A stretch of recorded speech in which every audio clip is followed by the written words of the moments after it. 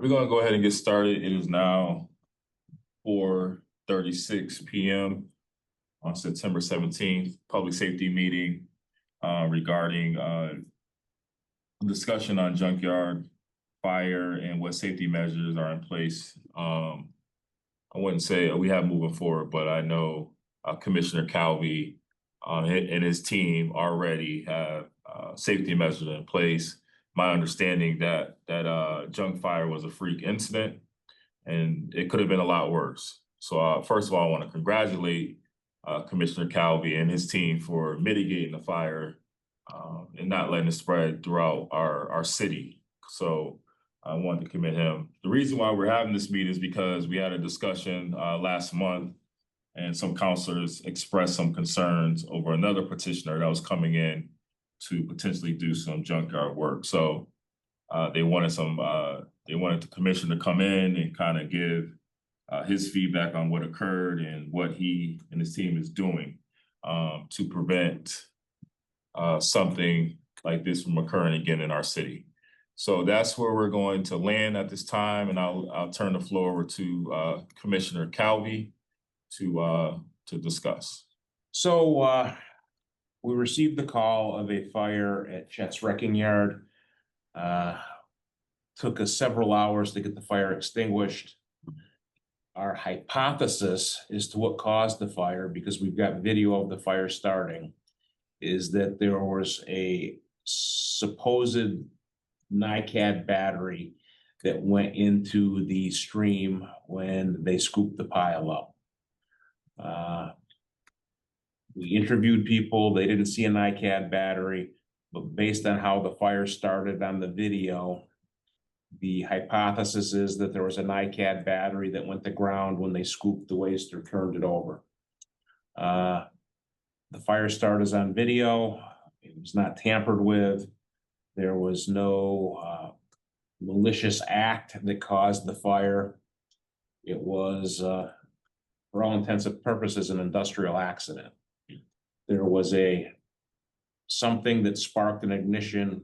As I said, we surmise it to be a NiCad battery that caused a fire in the scrap metal that was on the premises at the time. We extinguished the entire fire with water only. We did not use any foam or any other firefighting chemicals to extinguish the fire. We pumped about 4.5 million gallons of water on it to put it out. And the majority of the fire was out by 2 a.m.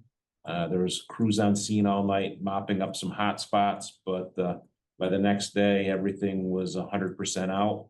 We called the hazmat team in to do what's called tactical air monitoring on the perimeter and in the neighborhood to make sure there was no residual chemicals or any chemicals from the smoke landing in the neighborhood or being monitored in the neighborhood in gaseous form. The neighborhoods did not have any intrusion of what's called a volatile organic compound right at the edge of the junkyard where our truck 2 was set up. They had briefly 1 part per million of a volatile organic compound. So there was some ash that went up in the air. There were some brands that went up, but they did not cause any perimeter fires or any spot fires further downrange. So that's basically the report on the fire. Thank you, Commissioner. Also, I'm sorry to recognize another committee member for the public safety, Counselor at large, Brian Santinello. Counselor Santinello, do you have a question? Yeah, I do. Just real quick, and congratulations, Commissioner Calvi. You did a great job. I recall, so you have a listing throughout the whole city of all places that store chemicals, like say an Astro Chemical or companies like that.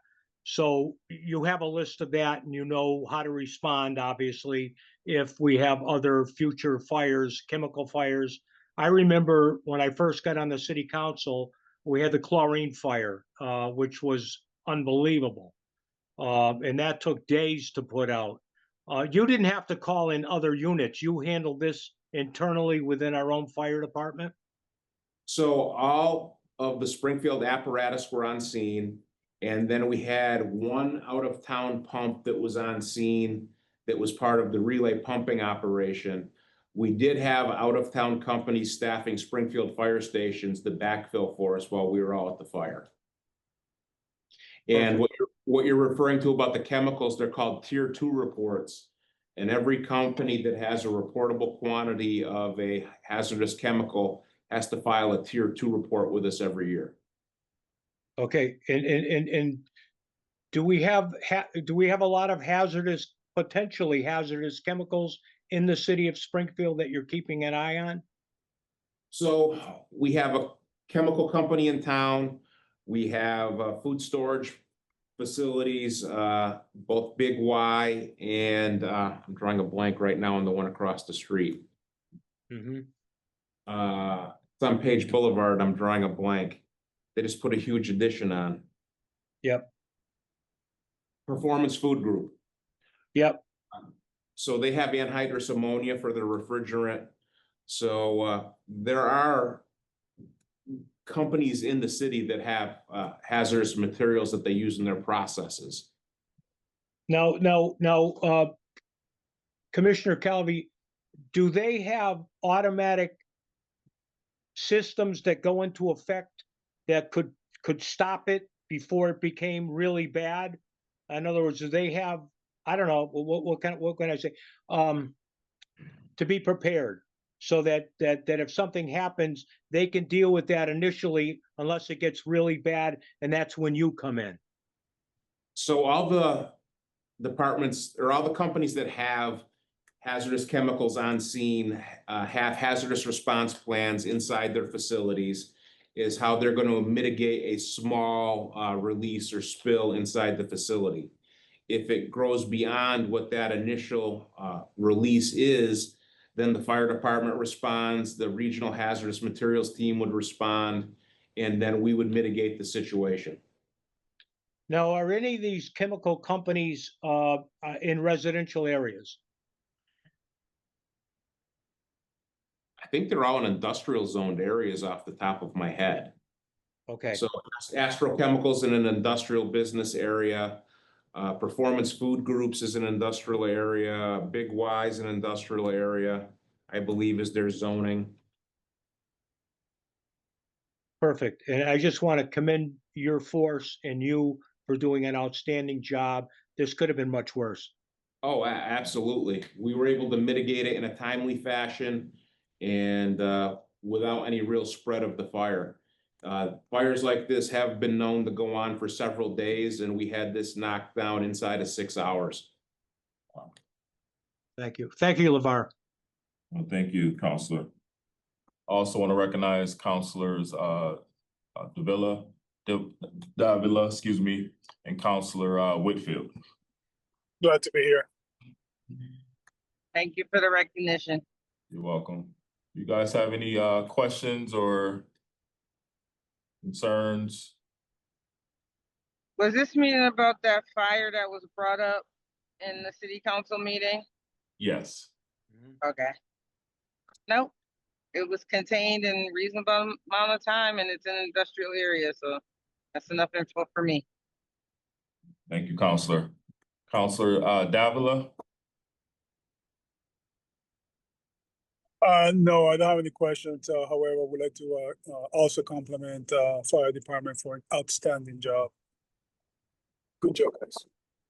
Thank you. I just have one other question, LeVar, if I could.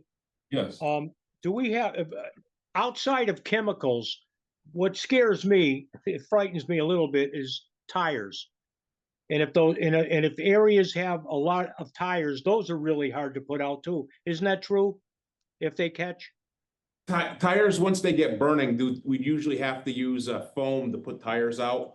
There are a few tires up at the scrapyard. We do have several tire stores in the city that are spread throughout the city. If one of those were to catch fire, it'd be a black smoky fire. Yeah. Didn't we have something at Roy's Towing at one time with their tires? Roy's, Maybe not. Roy's has had a Oh, small I think- fire, I think, there a couple years ago, but it wasn't that bad. On Bay Street, right? Yeah, Okay. Thank you so much. you're welcome. Thank you, counselors. To our esteemed guests, do you all have any questions? No? All right, one more time, call in. Counselors, any questions or comments you want to make? If not, we're going to adjourn this committee meeting at 4:47, public safety regarding junkyard fire. I just wanted to say good job too. I didn't want to be left out. Yeah, Good job. Thank you, Commissioner. Counselor. Welcome. absolutely. Thank you, Counselor Whitfield. All right, thank you all. Appreciate you all coming on. You have a good day. Good Thank day. you. Thank you. Bye-bye.